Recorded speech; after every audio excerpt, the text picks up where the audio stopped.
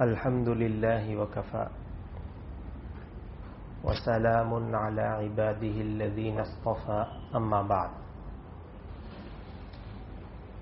زکوٰۃ کا بیان 4 ٹاپک پر پھیلا ہوا ہے۔ نمبر 1، زکوٰۃ کس کو کہتے ہیں؟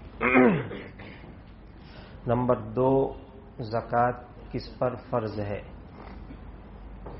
یہ دونوں بیان ہو چکے۔ نمبر 3، زکوٰۃ کتنے قسم کے مالوں میں فرض ہوتی ہے اور کب؟ یہ تیسرا عنوان ہے جو جاری ہے، چل رہا ہے۔ کل بتایا تھا کہ زکوٰۃ 8 قسم کے مالوں میں فرض ہوتی ہے جب 4 شرطیں پائی جائیں۔ وہ 8 قسم کے مال کون کون سے ہیں؟ نمبر 1 سونا، نمبر 2 چاندی، نمبر 3 کیش، نمبر 4 مال تجارت، نمبر 5 زمین کی پیداوار، نمبر 6 اونٹ، نمبر 7 گائے بھینس، نمبر 8 بکریاں، بھیڑ، دمبے، گھینٹے وغیرہ۔ کنفیوز ہونے کی ضرورت نہیں، اس میں زکوٰۃ آئے گی یا نہیں، اس میں زکوٰۃ آئے گی یا نہیں۔ 8 باتیں یاد کر لو اور چیک کر لو کہ ہمارے پاس جو چیز ہے وہ ان 8 کے اندر آتی ہے یا نہیں۔ اگر آتی ہے تو پھر زکوٰۃ کا مسئلہ معلوم کرو، اور نہیں آتی ہے تو کوئی بات نہیں۔ بہت ایزی ہے، بہت آسان ہے۔ نمبر 1 سونا، یہ مال زکوٰۃ ہے، چاہے کسی بھی شکل میں ہو۔ اس میں زکوٰۃ فرض ہوتی ہے جب 4 شرطیں پائی جائیں۔ نمبر 1 سونے کا نصاب مکمل ہو جو 87 گرام ہے، کل سمجھایا۔ نمبر 2 نصاب پر سال گزر جائے۔ نمبر 3 نصاب ضرورت سے زائد ہو۔ نمبر 4 نصاب قرض سے خالی ہو۔ یہ سونے کا بیان کل ہو چکا، اب آگے چلتے ہیں۔ دوسری چیز ہے چاندی، یہ بھی مال زکوٰۃ ہے، چاہے کسی بھی شکل میں، زیور ہو پھر وہ پہنا جاتا ہو یا نہ پہنا جاتا ہو، برتن ہو، میڈل ہو، سکے ہو، بٹن ہو، کوئی بھی چیز ہو، چاندی یہ مال زکوٰۃ ہے، چاہے وہ کسی بھی شکل میں ہو۔ اس میں زکوٰۃ فرض ہوتی ہے کب؟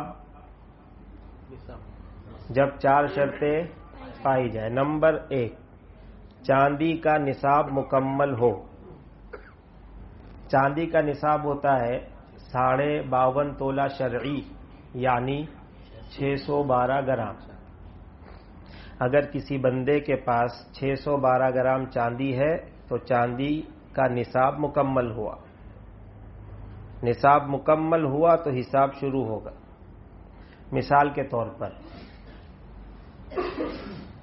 محرم کے مہینے کی 8 تاریخ تک ایک بندے کے پاس 600 گرام چاندی تھی، پھر محرم کی 10 تاریخ کو اور 20 گرام چاندی اس نے خریدی، یا ہدیے میں آئی یا گفٹ میں یا وراثت میں آئی، تو اب اس کے پاس کتنی ہو گئی؟ 620۔ تو 12 تک پہنچ گیا چاندی، یہ 12 تک پہنچی، 612 گرام تک پہنچی۔ کس تاریخ میں؟ 10 محرم۔ تو 10 محرم کی تاریخ کو نوٹ کرنا فرض ہے کہ 10 محرم سن ہجری 1440 کے دن میرے پاس چاندی کا نصاب مکمل ہوا۔ یہ نصاب کمپلیٹ ہونے کی تاریخ ہے۔ اگلے سال جب یہ تاریخ آئے گی، یعنی 10 محرم کی تاریخ، وہ سال مکمل ہونے کی تاریخ، اس تاریخ میں صرف یہ دیکھنا ہے کہ نصاب پورا ہے یا نہیں، 612 گرام یا اس سے زیادہ ہے یا نہیں۔ اگر 612 گرام ہے تو یہ مانا جائے گا کہ چاندی کے نصاب کے اوپر اسلامی سال گزر گیا، چاہے بیچ میں وہ کم ہوا ہو، زیادہ ہوا ہو، کم ہوا ہو، زیادہ ہوا ہو، اس سے کوئی فرق۔ پہلی اور آخری تاریخ میں نصاب مکمل ہے، یعنی پورے سال میں نصاب مکمل۔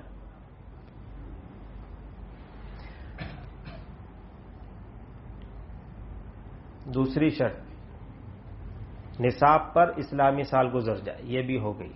تیسری شرط نصاب ضرورت سے زائد ہو، 612 ग्राम पूरी की पूरी चांदी फ्री हो, किसी जरूरत में मशगूल न हो। मिसाल के तौर पर एक बंदे के पास 700 ग्राम चांदी है, निसाब पूरा है। 10 मुहर्रम के दिन जब वो हिसाब करने के लिए बैठा तो 700 ग्राम चांदी का वो मालिक है, लेकिन उसमें से 200 ग्राम चांदी उसने गिरवी रखी, तो उसको लेस करेंगे। ये 200 ग्राम चांदी जरूरत में मशगूल है, इसको लेस करेंगे। अब कितनी बची? 500। तो क्या 500 ग्राम में निसाब पूरा होता है? बस इस चांदी पे ज़कात नहीं। नंबर 4, निसाब कर्ज से खाली हो। एक बंदे के पास 700 ग्राम चांदी तो है, लेकिन 200 ग्राम चांदी के बराबर उस पर कर्जा भी है, तो 700 ग्राम में से 200 ग्राम को लेस करेंगे, क्योंकि ये 200 ग्राम कर्ज में मशगूल है, इसको लेस करेंगे। अब कितनी चांदी बची? क्या 500 ग्राम चांदी निसाब के बराबर होती है? बस इस चांदी में ज़कात फर्ज। एक बंदे के पास 1 किलो चांदी है और 200 ग्राम चांदी के बराबर कर्ज है, तो क्या उस पर ज़कात फर्ज होगी? होगी। क्यों? 200 ग्राम लेस करने के बाद फ्री जो बचती है वो कितनी? 800, और 800 ग्राम चांदी ये निसाब से ऊपर जा रही, लिहाजा इस चांदी में ज़कात क्या होगी? फर्ज होगी। तो चांदी का निसाब है 612 ग्राम। अब यहां रुक कर 2 मसले समझ लीजिए। नंबर 1, सोने चांदी के जेवरात में, ज्वेलरी में खोट भी मिली हुई होती। जो ज्वेलरी बनती है उसमें खोट भी मिलाते हैं, तांबा पीतल या और कोई चीज मिलाते, तभी जाकर के वो ज्वेलरी बनती है, वरना असली सोना तो बहुत नरम होता है। तो एक हार है जिसका वजन 100 ग्राम वजन का हार है, उसमें खोट मिली हुई है 12 ग्राम। कितनी? 12 ग्राम। 12 ग्राम खोट है और 88 ग्राम सोना है, टोटल 100 ग्राम का जेवर है।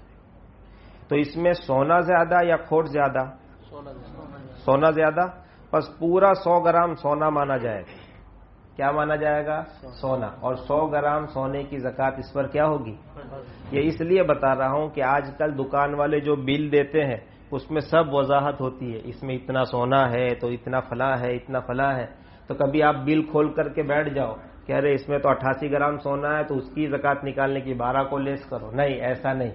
अगर जेवर में खोट मिला हुआ है तो देखना यह है कि सोना ज्यादा है, चांदी ज्यादा है या खोट ज्यादा। जो ज्यादा है पूरे को वही माना जाएगा, खोट ज्यादा है तो पूरा खोट ज़कात फर्ज नहीं होगी। जैसे एक जेवर है सोने का, उसमें 40 ग्राम तो है सोना और 60 ग्राम खोट, टोटल 100 ग्राम का जेवर है। 40 ग्राम सोना है और 60 ग्राम खोट है। अब आप बताइए कि इस जेवर में सोना ज्यादा कि खोट? तो पूरा जेवर खोट का माना जाएगा, इस जेवर में ज़कात वकात फर्ज नहीं हो। बात समझ में आ गई? पहला मसला। दूसरा मसला, जब आप सोने चांदी का हिसाब करने के लिए बैठे तो उसका जो बाजारी भाव है उसके हिसाब से ज़कात निकालनी। आपके पास 100 ग्राम सोना है, अगर आप चाहें तो इसी 100 ग्राम में से 2.5 ग्राम सोने को तोड़ो और वही सोना ज़कात में दे दो। लेकिन ये मुश्किल होता है, ऐसा तो करना मुश्किल है कि आदमी उसी सोने को काट कर उसमें से 2.5 ग्राम सोना दे दे, ये मुश्किल। आमतौर पर हम उसकी वैल्यू निकालते हैं कि बाजार में ये 100 ग्राम सोना कितने का, मान लो 1 लाख रुपए का। 100 ग्राम सोना बाजार में 1 लाख रुपए, तो 1 लाख रुपए पर कितनी ज़कात आती है? 2,500, 2500। तो इस जेवर पर भी 2500 रुपये ज़कात फर्ज होगी। यहां पर बाज लोग मसला पूछते हैं कि हमारे पास जो जेवर है वो 22 कैरेट का है, 22 कैरेट। अलग अलग कैरेट होते हैं, 22 कैरेट के ज्यादातर जेवरात होते हैं। 22 कैरेट का जेवर है تو آج کی تاریخ میں 22 کیرٹ سونا کتنے روپے میں بک رہا ہے یہ دیکھنا ہے. جتنے میں بک رہا ہے اس حساب سے اپنے سونے کی قیمت لگا لیجئے. لیکن کوئی آدمی مالی اعتبار سے کمزور ہے، پیسے نہیں ہے اس کے پاس کہ وہ دل کھول کر کے خرچ کر سکے، تنگی میں چل رہا ہے، تو اس کے لیے یہ بھی جائز ہے کہ جو 100 گرام سونا اس کے پاس ہے، اگر یہ 100 گرام بیچے گا آج کی تاریخ میں حساب کے دن اگر یہ بیچتا ہے تو کتنے روپے ملیں گے؟ کہ اگر بیچیں گے تو 90,000 ملے گا. اگر یہی سونا خریدنا ہے تو 1 لاکھ کا ملے گا، اور اگر یہی سونا بیچتا ہے تو کتنے میں بکے گا؟ 90,000 میں. بہتر تو یہی ہے کہ 1 لاکھ کے حساب سے زکوٰۃ نکالے، لیکن پیسے نہیں ہے، تنگی ہے، آدمی پریشان ہے، تو پھر بیچنے کی قیمت پر بھی نکال دے گا تو اس کی زکوٰۃ کیا ہو جائے گی؟ ادا ہو جائے گی، وہ بندہ گنہگار نہیں ہوگا. تیسرا مسئلہ، سونے چاندی کے زیورات میں ہیرے، موتی، جواہرات بھی لگے ہوئے ہوتے ہیں. ایک ہار ہے سونے کا، 100 گرام کا ہار ہے، اس کی قیمت ہے 1 کروڑ روپے. کتنے؟ تو بھائی 100 گرام سونا یہ تو 3 لاکھ کا ہے، تو پھر یہ ہار 1 کروڑ کا کیسے ہوا؟ کہ اس میں جو ہیرے لگے ہوئے نا، ہیرے، وہ ہیرے 97 لاکھ کے ہیں. 97 لاکھ کے کیا ہیں؟ ہیرے. 3 لاکھ کا سونا، 97 لاکھ کے ہیرے، تو ہار کتنے کا ہو گیا؟ 1 کروڑ کا. تو اب زکوٰۃ کتنے پہ نکالنی ہے؟ 1 کروڑ پہ یا 3 لاکھ پہ؟ کیوں بھائی ایسا کرتے ہو؟ ہیرا جو ہے مال زکوٰۃ نہیں. ہیرا سونا بھی نہیں، ہیرا چاندی بھی نہیں، ہیرا کیش بھی نہیں، ہیرا بیچنے کے لیے بھی نہیں، وہ تو پہننے کے لیے. ہیرا زمین کی پیداوار بھی نہیں، ہیرا اونٹ نہیں، گائے بھینس نہیں، بکری نہیں. 8 ہی طرح کے مال ہیں جن میں زکوٰۃ فرض ہوتی ہے، اور ہیرا ان میں سے نہیں. لہذا کتنے روپے پر زکوٰۃ آئے گی؟ آپ کے فائدے کا مسئلہ، آپ نہیں بھولو گے اس کو. چوتھا مسئلہ، سونا اور چاندی زیور کے طور پر استعمال کرنا عورت کے لیے بلا تکلف جائز ہے. سونا اور چاندی زیور کے طور پر استعمال کرنا عورت کے لیے بلا تکلف جائز ہے. جتنا سونا چاہے پہنے، سر سے پاؤں تک پہن لے، جتنی چاندی پہننی ہو پہنے، کوئی مسئلہ نہیں. مرد کے لیے سونا بالکل حرام. بہت سے ہمارے مسلمان بھائی چین پہنتے ہیں، یہ ہندوانہ طریقہ. انگوٹھی پہنتے ہیں، شادی میں سونے کی انگوٹھی پہنائی جاتی، حرام ہے بالکل. مرد کے لیے سونا بالکل حرام. اور چاندی کی 1 انگوٹھی جو زیادہ سے زیادہ 4 گرام کی ہو، بس اتنا ہی جائز. چاندی کی کتنی انگوٹھی؟ 1 ہی انگوٹھی مرد پہن سکتا ہے، اور اس کا وزن بھی 4 گرام سے زائد نہیں ہونا چاہیے. عام طور پر لوگ اس میں بھی غفلت کرتے ہیں، 8-8 10-10 گرام کی انگوٹھی پہنتے. ایک صاحب نے مجھے، اسی مجلس کی بات ہے، میں نے مسئلہ بتایا تو مجلس کے بعد آ کر انہوں نے اپنی انگوٹھی دی، میری انگوٹھی، وزن دے کر. کتنا وزن ہے؟ 6-7 گرام ہوگا. میں نے کہا یہ تو حرام ہے آپ کے لیے، آپ رمضان میں پہن رہے ہیں، نماز پڑھ رہے ہیں، تو حرام کام ہے. تو انہوں نے فوراً اتار دیا. لوگوں کے اندر جو ہے عمل کا جذبہ ہے. جیسے ہی میں نے ان کو کہا کہ یہ حرام ہے، فوراً اتار کے جیب میں ڈال دی. پھر 1 ہفتے کے بعد وہ ملے اور پھر بتایا کہ میں نے اسی انگوٹھی کو چھوٹا کروایا، یہ 3.5 گرام کی، اب پہنوں؟ پہن لو. پھر پہن لو. ایسے لوگ بھی ہوتے ہیں. اب ایک بات یاد آئی تو عرض کر دوں کہ چاندی کی جو انگوٹھی ہے اس میں بہت سے لوگ نگینے پہنتے ہیں، پتھر وغیرہ، فیروزہ، فلا فلا. تو اس کے پہننے میں کوئی حرج نہیں، گنجائش ہے. آپ پتھر لگا کر انگوٹھی پہنیں گے تو گناہ نہیں ملے. لیکن بعض لوگ اس سے اپنا عقیدہ وابستہ کر لیتے ہیں کہ اگر فلانا پتھر لگایا تو گھر میں تنگی دور ہو جائے گی، اور فلانا پتھر لگایا تو تقدیر پلٹ جائے گی. اور فلانا پتھر لگایا، پتھر پہن پہن کے بیوی کا مزاج تو بدل نہیں سکتے، اور تقدیر بدلنے کی جو ہے عقیدے رکھتے. تو ایسا بھی کوئی پتھر لے کے آؤ بیوی کا مزاج ٹھنڈا ہو جائے. اتنا کام تو اس سے ہوتا نہیں، بھلا وہ تقدیر کیا پلٹے گا آپ کی. تو ایسے عقیدے کے ساتھ نہیں پہننا چاہیے. ہاں بعض پتھر ایسے ہوتے ہیں جو دوائی کے طور پر استعمال ہوتے ہیں، دوائی کے طور پر پیس کر اس کو دوا میں کھاتے بھی ہیں. اور بعض پتھر ایسے ہوتے ہیں کہ انگوٹھی نیچے سے خالی ہوتی ہے، اوپر پتھر فٹ کر دیا، نیچے سے سوراخ ہے، اور وہ پتھر ٹچ ہوتا ہے انگلی کے ساتھ تو وہ رگ پر کچھ اثر کرتا ہے. یہ دوائی کے طور پر استعمال کرنا ہے. کوئی کہتا ہے کہ یہاں پٹی باندھتے ہیں پتھر لگا کر تو شوگر کنٹرول میں رہتا ہے. تو یہ پتھر جو ہے کوئی عقیدہ اس میں نہیں ہے ہمارا، یہ ہم دوائی کے طور پر استعمال کر رہے ہیں، تو اس میں کوئی گناہ نہیں ہے. اگر آپ کرنا چاہیں تو کر، لیکن شفا اللہ دے گا، یہ عقیدہ ضروری. جیسے ہم دوا کھاتے ہیں اور اللہ شافی اللہ کافی پڑھتے ہیں، دوا تو ہم کھا رہے ہیں لیکن شفا کون دیتا ہے؟ ہاں، تو پتھر تو ہم باندھے لیکن عقیدہ اور شفا تو وہی دے. یہ 3 مسئلے بیچ میں آئے تو میں نے عرض کر دیے. یہ سونے چاندی کی بات پوری ہوئی. آگے آؤ. مال زکوٰۃ میں چوتھی قسم کیش، نقد، روپیے، پیسے، چاہے کسی بھی شکل میں ہو، سکے ہو، نوٹ ہو، یا ویلڈ چیک ہو یا ویلڈ ڈرافٹ. چیک ہے لیکن اس میں تاریخ 6 مہینے بعد کی ہے، تو جب آپ حساب کرنے کے لیے بیٹھے تو اس کی رقم نہیں جوڑیں گے، تاریخ ہو چکی ہے، چیک کی تاریخ ہو چکی ہے. یعنی اب اگر آپ بینک میں لے جائیں گے تو وہ کیش کی صورت اختیار کریں، تو یہ ویلڈ چیک. اسی طرح ویلڈ ڈرافٹ جس کی تاریخ ہو چکی ہو، یہ بھی کیش کی ایک شکل ہے. اسی طرح پیسے چاہے آپ کے ہاتھ میں ہو وہ بھی کیش ہے، بینک میں ہو وہ بھی کیش ہے، شیئرز کی شکل میں ہو تو وہ بھی کیش ہے.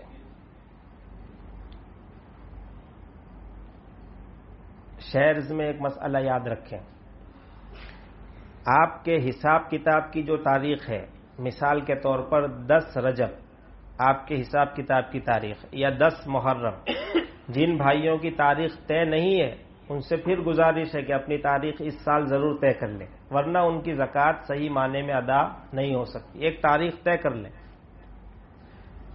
10 محرم کی تاریخ ہے تو یہ جو شیئر ہیں آپ کے، اس کی آج کی تاریخ میں کیا ویلیو ہے اس پر زکوٰۃ آئے گی.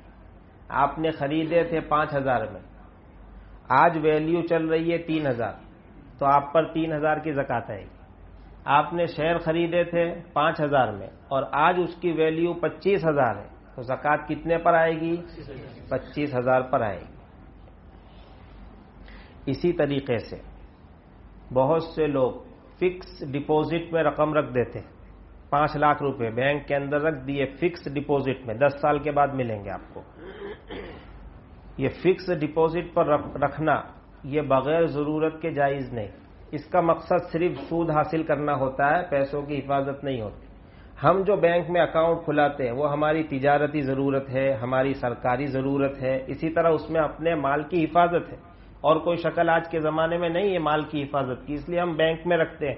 وہ تو جائز ہے، سیونگ اکاؤنٹ کھلوا لو، تجارت کے لیے کرنٹ اکاؤنٹ کھلوا لو، اس میں کوئی گناہ نہیں ہے. سود کی رقم جو آئے گی وہ نکالتے جاؤ اور غریبوں کو دیتے جاؤ بغیر صدقے کی نیت، بغیر ثواب کی نیت کے. لیکن فکس ڈپوزٹ میں رقم جمع کرنا یہ جائز نہیں، آدمی گنہگار ہوگا. ایک مسئلہ یہ آدمی گنہگار ہوگا، یہ مسئلہ پورا ہوا. فکس ڈپوزٹ میں جو آپ نے رقم رکھی ہے اس پر سود بھی بڑھتا رہتا ہے. 5 لاکھ آپ نے رکھے تو 3 مہینے کے بعد 5,20,000 ہو جائیں گے، پھر اتنے ہو جائیں گے، پھر وہ بڑھتے رہیں گے، ہر سال وہ بڑھتا ہے.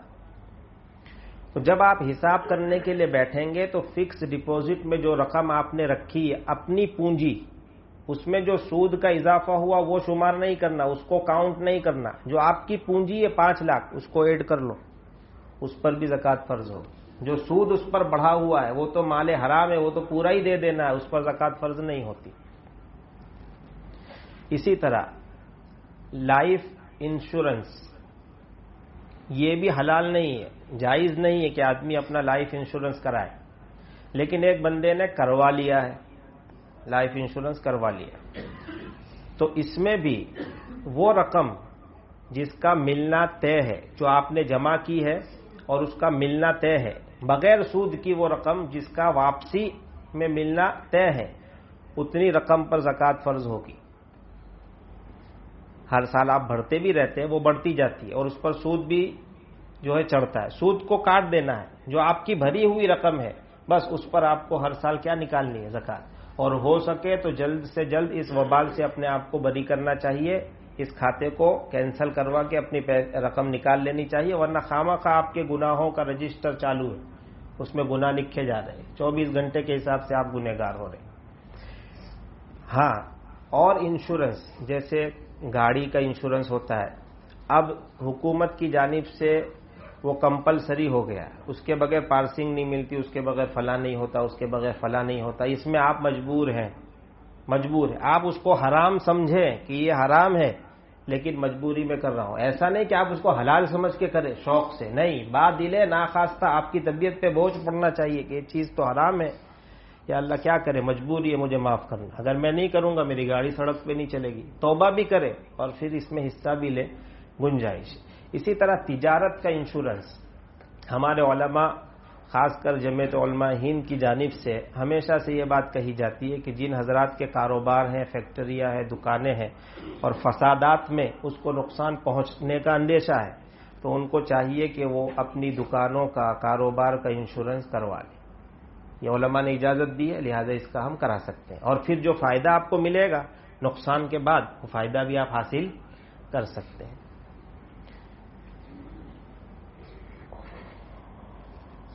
اسی طرح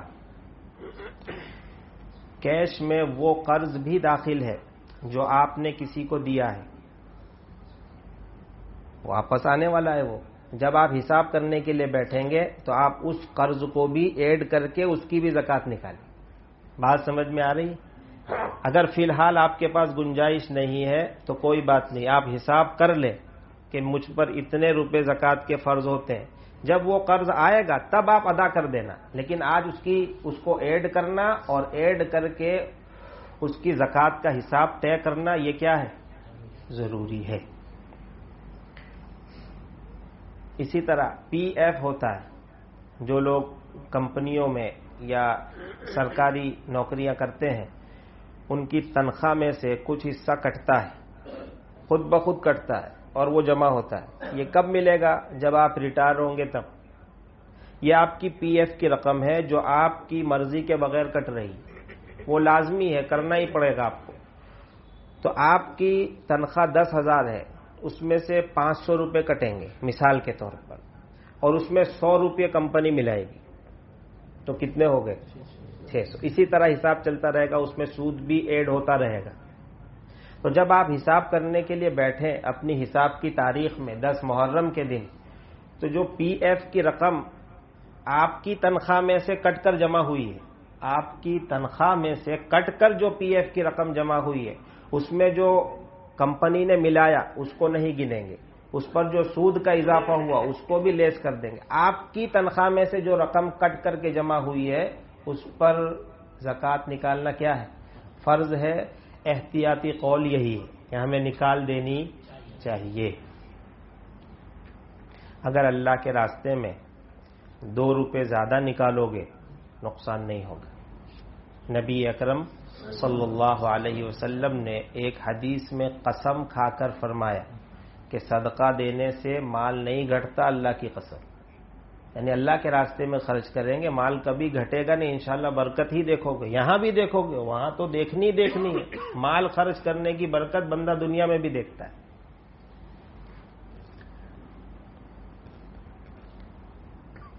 کتنی چیزیں ہو گئی؟ 3۔ سونا، چاندی، کیش، چاہے کسی بھی شکل میں ہو، اس پر بھی زکوٰۃ فرض ہوتی ہے۔ کب؟ جب 4 شرطیں پائی جائیں۔ نمبر 1، کیش کا نصاب مکمل ہو۔ کیش کا نصاب وہی ہے جو چاندی کا نصاب۔ چاندی کا نصاب کیا بتایا؟ 612 گرام۔ اگر آپ کا کیش 612 گرام چاندی کی ویلیو کے برابر ہو جاتا ہے تو اس کا نصاب مکمل۔ 612 گرام چاندی کی ویلیو کیا ہے؟ آج کی تاریخ میں چاندی کا بھاؤ چل رہا ہے 37,000 روپے کلو، 200-300 روپے اوپر بھی ہے، 37,000 روپیز پر کلو. یہ بھاؤ ہے کس کا؟ چاندی کا. 37,000 روپے کی 1 کلو چاندی آتی ہے.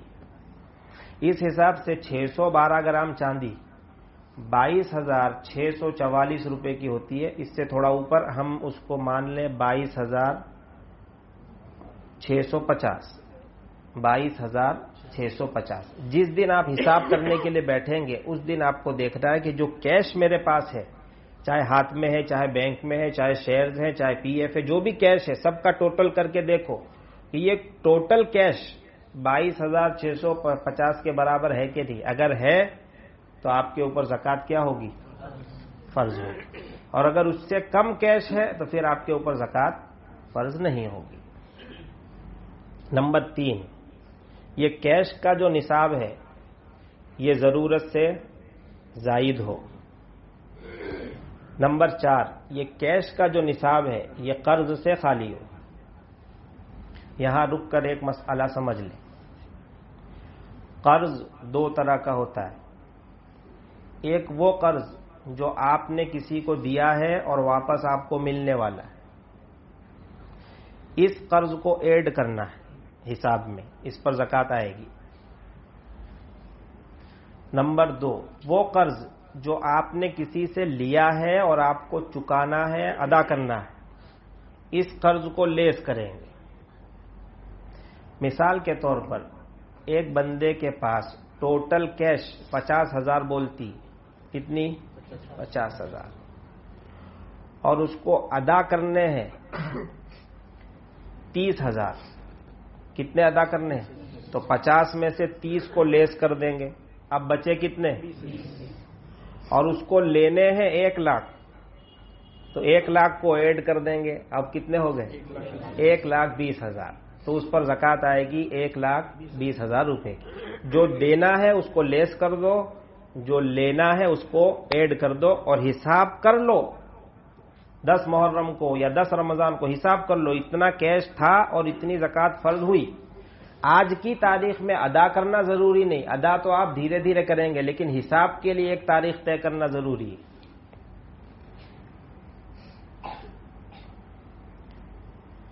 پھر جو قرض آپ نے کسی کو دیا ہے وہ 3 طرح کا ہے. نمبر 1، جس کے واپس آنے کی پوری امید ہے، یقین ہے کہ واپس ملے گا، اس کو ایڈ کرنا ہے، اس پر زکوٰۃ فرض ہو.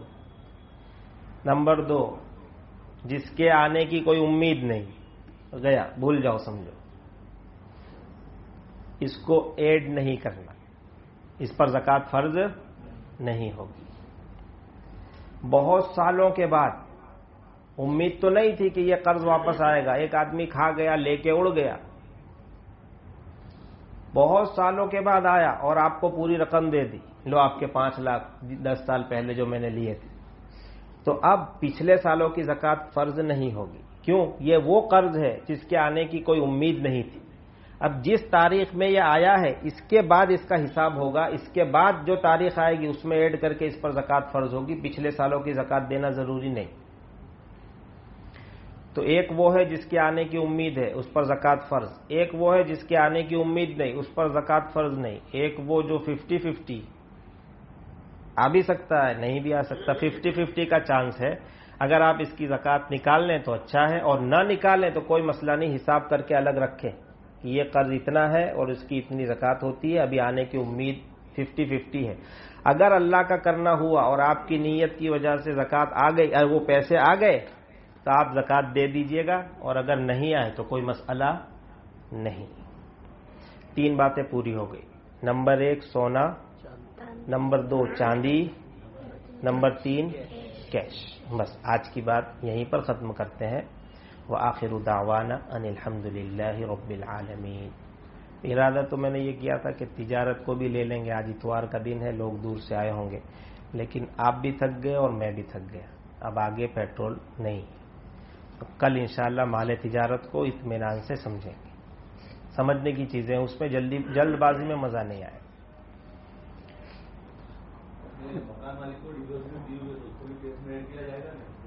مکان مالک کو جو آپ نے ڈپازٹ دی ہے اس کی دو صورتیں. نمبر 1، متعین وقت کے لیے آپ نے ڈپازٹ دی ہے، 11 مہینے کا ایگریمنٹ ہے اور 11 مہینے میں خالی کرنا ہی ہے اور ڈپازٹ واپس آنی ہی ہے، تو پھر اس ڈپازٹ پر زکوٰۃ فرض ہوگی. اور ایک یہ ہے کہ آپ نے ڈپازٹ جمع کی، اب رہو جب تک رہنا ہے، کوئی تاریخ طے نہیں، تو پھر اس ڈپازٹ پر زکوٰۃ فرض نہیں، نہ آپ کے اوپر نہ مکان مالک کے اوپر، دونوں پر فرض نہیں. بات سمجھ میں آیا؟ اسی طرح جو زیور گروی رکھا ہوا ہے اس پر زکوٰۃ نہیں، دینے والے پر بھی نہیں اور لینے والے پر بھی نہیں. اس کا یہ مطلب نہیں کہ حساب کا دن آنے سے پہلے پورا زیور جا کے گروی رکھ دیں، یہ اللہ کو دھوکہ دینا ہے. دیتے ہیں کچھ لوگ، ابھی تجارت کے بیان میں آپ کو بتاؤں گا، وہ دھوکہ دینے کی کوشش کرتے. کچھ ایسی چالاکیاں انہوں نے مسئلے مسائل کی سیکھ رکھی ہیں کہ وہ دن آنے سے پہلے وہ کر لیتے ہیں ایڈجسٹمنٹ، اس سے ان کی زکوٰۃ یا تو ساقط ہو جاتی ہے یا پھر ان کی زکوٰۃ کم ہو جاتی ہے. تو یہ دیکھنے میں ہو گیا، مفتی صاحب کے نزدیک آپ نے یہ کر لیا، مفتی صاحب کو دھوکہ دے دیا، اللہ کو نہیں دے سکتے. اتنا مال اللہ نے دیا ہے میرے بھائی، آپ 2.5% نہیں دے سکتے، کتنے افسوس کی بات، 2.5% نہیں دے سکتے. اور اس کا اتنا اجر و ثواب ہے جس کو آپ گن بھی نہیں سکتے. آپ نفلی خیرات چاہے کتنا بھی کرو، 1 لاکھ روپیہ آپ نفلی خیرات کرو، ایک طرف رکھو اس کو، ترازو کے ایک پلے میں 1 لاکھ روپے نفلی خیرات کے ڈالو اور دوسرے میں 1 روپیہ زکوٰۃ کا ڈالو، یہ جھک جائے. بات سمجھ رہے ہیں؟ ہاں، کچھ لوگ ایسے بھی ہیں کہ جو زکوٰۃ دینے میں کوتاہی کرتے ہیں اور نفلی خیرات پہ خیرات کر رہے ہیں. ارے اللہ کے بندے، زکوٰۃ دینا تو فرض ہے، اگر نہیں دو گے اللہ کے جواب دینا پڑے گا، عذاب سے گزرنا پڑے. نفلی خیرات تھوڑی فرض ہے. تو پہلے زکوٰۃ کی ادائیگی ہونی چاہیے اور گنجائش ہو تو آپ نفلی صدقہ بھی دیں. خیر، نماز کی عملی مشق کے بارے میں تکبیر تحریمہ وغیرہ کی باتیں ہو گئی تھی. آج رکوع سے متعلق 2-3 باتیں. آ جاؤ، نہیں کوئی بھی ایک آدمی آؤ تو ذرا میں بتا دوں، کوئی آپ میں سے آ جاؤ تو میں رکوع کا طریقہ بتا دوں. اس میں شرم کی کیا بات؟ کوئی بھی ایک آدمی آ جاؤ. بیٹا جگہ کرو تھوڑی ان کے لیے، ادھر کا منہ کر کے لیو. ابھی بالکل ختم ہو چکی ہے تو پھر اس پر زکوٰۃ فرض نہیں ہوگی. آپ اس کو سنبھال کے رکھیں، امید رکھیں کہ آئندہ اس کی ویلیو بن جائے، جب بنے گی تب زکوٰۃ آئے گی. فی الحال اس کی ویلیو نہیں ہے تو اس پر زکوٰۃ فرض نہیں ہوگی. یہ تو وراثت کا مسئلہ کوئی صاحب پوچھ رہے ہیں کہ فلاں فلاں کا انتقال ہوا ہے تو کس کو کیا ملے گا. تو یہ مجلس کے بعد مجھے میں تو پینشن ہی ہوتا ہے نا، اور کیا ہوتا ہے اس میں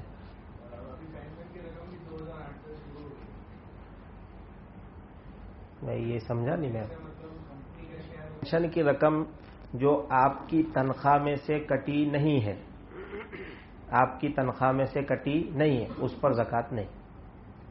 ایک مسئلہ یاد آیا تو عرض کر دوں کہ ہم نوکری کرتے ہیں تو پی ایف کٹتا ہے، جمع ہوتا ہے، اور جمع ہو کر ریٹائرمنٹ پر یا یہ کہہ رہے ہیں کبھی 60 سال کی عمر پر ملتا ہے. تو اب یہ جو پی ایف آپ کو ملے گا اس میں 3 طرح کے پیسے ہوتے ہیں. ایک تو آپ کی رقم جو کٹی ہے وہ، نمبر 2 جو کمپنی نے اس میں ملایا ہے وہ، نمبر 3 جو سود اس پر چڑھا ہے وہ. 3 طرح کی رقم مکس ہو کر ملتی ہے. تو بہت سے لوگ پریشان ہوتے ہیں کہ اب اتنا لمبا حساب کیسے کرنا، اپنی رقم کیسے نکالنا. تو یاد رکھیں کہ پی ایف کی ٹوٹل رقم حلال ہے، آپ اس کو استعمال کر سکتے ہیں، حساب کتاب لگانے کی کوئی ضرورت نہیں ہے. پوچھ رہے ہیں کہ حکومت کی جانب سے کچھ کارڈ نکلے ہوئے ہیں، ماں امرتم یوجنا، اس کے بعد آیوشمان یوجنا، اس کے کارڈ ہیں. اگر اس کارڈ کے آپ مستحق ہیں، جو شرطیں لکھی ہوئی ہے کہ آپ کا سالانہ آپ کی آمدنی اتنی ہونی چاہیے، فلاں فلاں فلاں شرطیں ہیں، اگر وہ شرطیں آپ کے اندر پائی جا رہی ہیں تو آپ ماں امرتم یوجنا کا کارڈ بنا سکتے ہیں، آیوشمان یوجنا کا کارڈ بنا سکتے ہیں، بلکہ بنوانا ہی چاہیے. حکومت ہمیں کچھ فائدہ دے رہی ہے تو ہمیں کیوں نہیں اٹھانا چاہیے؟ ضرور اٹھانا چاہیے، اور لوگوں کو بتانا بھی چاہیے کہ بھائی اس طریقے سے فائدہ حاصل ہو سکتا ہے. جیسے ابھی کوئی صاحب مجھے بتا رہے تھے کہ جتنی بیوہ عورتیں ہیں، ٹوٹل جتنی بھی بیوہ عورتیں ہیں، حکومت کی جانب سے ان کا وظیفہ طے ہے ایک فارم جا کے آپ کو بھرنا ہے، فارم بھریں گے تو بیوہ کا وظیفہ جاری ہو جائے گا، 1000 روپے یا 800 روپے تو ہے، 1250 روپے تو بھائی فری میں مل رہے ہیں، تو کائے کو نہیں لینے کے، کائے کو نہیں لینے کے، ارے میں کائے کو جاؤں، ارے کائے کو سرکار دے رہی ہے تو جانے کا، اس میں کوئی مسئلہ نہیں ہے، وہ تو آپ کے اکاؤنٹ میں آئیں گے، ایک مرتبہ آپ کو جا کر عرضی کرنی ہے، اس کے بعد آپ کے اکاؤنٹ میں آئیں گے، تو اس سے فائدہ اٹھاؤ، کوئی حرج نہیں۔ اسی طرح دیکھو ایک مسئلہ یاد آیا کہ آپ مکان خریدتے ہیں تو گورنمنٹ لون دیتی ہے نا، اور سبسڈی دیتی ہے۔ اگر آپ مکان خریدتے ہیں تو گورنمنٹ آپ کو سبسڈی دیتی ہے۔ مثال 10 لاکھ کا مکان ہے تو آپ بینک سے لون منظور کریں گے، بینک نے بیاج کے ساتھ 12 لاکھ روپے لگائے، مکان کتنے کا ہے؟ 10 لاکھ کا، تو بینک تو 10 لاکھ میں آپ کو دلا کر چھوٹی ہو جائے گی، لیکن آپ کو دھیرے دھیرے جو ہفتے بھرنے ہیں وہ کتنے؟ 12 لاکھ۔ جب آپ اپنے کاغذات حکومت کے سامنے پیش کریں گے کہ سر ہم گھر خرید رہے ہیں، ہمیں کچھ مدد دیجیے، تو حکومت آپ کو سبسڈی دے گی، تعاون کرے گی۔ مثال کے طور پر حکومت نے 2 لاکھ کا تعاون کیا، کتنے لاکھ کا؟ 2 لاکھ۔ تو اب جو بیاج تھا وہ تو سبسڈی میں نکل گیا، بھائی نکل گیا کہ نہیں؟ 2 لاکھ روپے بیاج چڑھ رہے تھے اور حکومت نے پورے 2 لاکھ روپے کی سبسڈی دے دی، تو بیاج تو پورا نکل گیا۔ اب آپ کے لیے ایسی لون لینا کیا ہے؟ جائز ہے، اس میں کوئی مسئلہ نہیں۔ اگر سبسڈی سے بیاج کی رقم کٹ جاتی ہو تو پھر آپ وہ سبسڈی لے کر لون پر مکان بھی لے سکتے ہیں، لون پر دکان بھی لے سکتے ہیں۔ اور آج کل کے جو حالات چل رہے ہیں اس میں اگر ایسی کوئی ضرورت ہو دکان کی وغیرہ وغیرہ تو ہمیں علماء سے رابطہ کر کے سمجھ لینی چاہیے بات۔ ابھی قریب کی بات ہے، ایک صاحب میرے پاس آئے تھے، سورت کی ایک جگہ پر کچھ مارکیٹ ہے اور وہ ٹوٹنے والی ہے، اور پھر وہاں مسلمانوں کو کچھ ملنے والا نہیں، سارے تاجر بے گھر ہو جائیں گے، اس طرح کی پوری صورتحال۔ انہوں نے دیندار آدمی ہے، فکر مند آدمی ہے، انہوں نے آ کر مجھے بتا کہ ایسا ہے، سارے مسلمان بے دکان ہونے والے ہیں۔ اب اس کی ایک ہی صورت ہے کہ جو نیا پروجیکٹ آگے ہو رہا ہے اس میں ہم دکان بک کر لیں، اگر دکان بک کریں گے پیسہ کسی کے پاس اتنا ہے نہیں تو لون اٹھانی پڑے گی فلاں۔ تو وہ پورا مسئلہ میں نے سمجھا اور سمجھ کر مفتی خالد سیف اللہ رحمانی صاحب دامت برکاتہم جو حیدرآباد میں ہے، بڑے فقیہ ہیں، ان سے رجوع کیا کہ اس طرح کی صورتحال ہے، تو حضرت نے جواب دیا کر لو۔ بات سمجھے؟ تو یہ پوزیشن دیکھ کر بھی احوال پر اقوال بدلتے ہیں، کبھی ایسی حالت ہوتی ہے تو اجازت مل بھی جاتی ہے، تو ہمیں رابطے میں رہنا چاہیے، انشاءاللہ یہ فائدے سے خالی نہیں ہے۔ اللہم صلی علی سیدنا محمد وعلی آل سیدنا محمد وبارک وسلم۔ الہ العالمین ہماری نیکیوں کو قبول فرما، یا اللہ ہمارے روزوں کو قبول فرما، ہماری تراویح کو قبول فرما، ہماری تلاوتوں کو قبول فرما، ہمارے صدقات و خیرات کو قبول فرما۔ یا اللہ ہم کمزور ہیں، ہماری عبادتیں بھی کمزور ہیں، یا اللہ اپنے فضل و کرم سے کوتاہیوں کو معاف فرما کر ہماری عبادتوں کو قبول فرما اور پورا اجر و ثواب ہمیں عطا فرما۔ یا اللہ ہمارے گناہوں کو معاف فرما، ہماری مغفرت فرما، ہمارے ماں باپ کی مغفرت فرما، ہماری اولاد کی مغفرت فرما، ہمارے بھائی بہنوں کی مغفرت فرما، ہمارے رشتہ داروں کی مغفرت فرما، پوری امت کی مغفرت فرما۔ الہ العالمین ہم میں جو بیمار ہیں انہیں شفا عطا فرما، جو پریشان حال ہیں ان کی پریشانیاں دور فرما، جو مقروض ہیں ان کے قرضوں کی ادائیگی کا انتظام فرما، جو بے گھر ہیں انہیں گھر عطا فرما، جو بے جوڑ ہیں انہیں نیک صالح جوڑا عطا فرما، جو بے اولاد ہیں انہیں نیک صالح اولاد عطا فرما، جن کی اولادیں نافرمان ہیں یا اللہ انہیں فرما بردار بنا دے، جو جس مصیبت میں گرفتار ہے میرے مولا اپنے فضل سے اس کو نجات عطا فرما، امت کے حال پر رحم فرما، یا اللہ خیر کے فیصلے فرما، یا اللہ خیر کے فیصلے فرما، یا اللہ خیر کے فیصلے فرما، ہر شر اور فتنے سے امت کی حفاظت فرما۔ اصل طاقت آپ کی ہے، اصل حکومت آپ کی ہے، اصل قدرت آپ کی ہے، یا اللہ آزمائش میں مبتلا نہ فرما، ہم آزمائش کے قابل نہیں ہیں، یا اللہ عافیت کا معاملہ فرما، یا اللہ عافیت کا معاملہ فرما، یا اللہ عافیت کا معاملہ فرما۔ آپ کے حبیب صلی اللہ علیہ وسلم نے جتنی خیر و بھلائی مانگی یا اللہ ہم بھی مانگتے ہیں، ہمیں عطا فرما۔ جن شرور و فتن سے پناہ چاہی ہم بھی پناہ چاہتے ہیں، ہماری اور پوری امت کی حفاظت فرما۔ ہماری دعاؤں کو اپنے فضل و کرم سرکار دو عالم صلی اللہ علیہ وسلم کے صدقے طفیل میں قبول فرما۔ وصلی اللہ تعالی علی خیر خلقی سیدنا و مولانا محمد وعلی آلہ واصحابہ وبارک وسلم برحمتک یا ارحم الراحمین۔